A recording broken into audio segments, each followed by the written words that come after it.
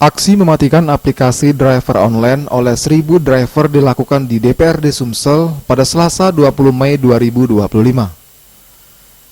Driver online yang tergabung dalam Aliansi Ojol Palembang Bersinergi ini menyampaikan sejumlah tuntutan. Ketua Aliansi Ojol Palembang Bersatu M. Asrul Indrawan mengatakan, aksi mematikan aplikasi ini dilakukan serentak secara nasional dan ada 4 tuntutan yang disampaikan dalam aksi ini. Pertama, kita minta legalitas roda 2 dulu. Kalau roda 4 sudah ada legalitas, roda 2 belum ada. Yang kedua, kita minta tentukan tarif. Tarif ini belum jelas, roda 2 roda 4 belum jelas. Kawan-kawan perlu diketahui, itu perang aplikator tentang tarif ini bahaya. Kami roda 4 roda 2 itu sangat merasa terbebani karena penghasilan kami berkurang. Karena mereka bagaimana mencari konsumen, menarik ke aplikatornya dengan semurah-murahnya.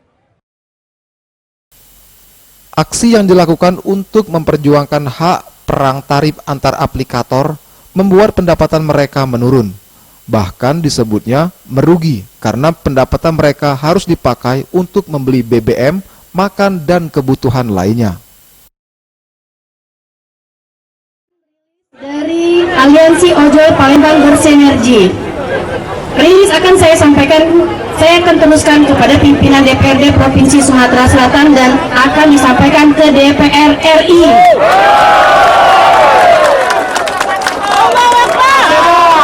Nanti saya bisa koordinasi sama Bapak. Terima kasih buat Bapak-Bapak, Ibu-Ibu dari Aliansi Ojol Palembang Bersinergi. Wassalamualaikum warahmatullahi wabarakatuh. Wiji, Sriwijaya TV.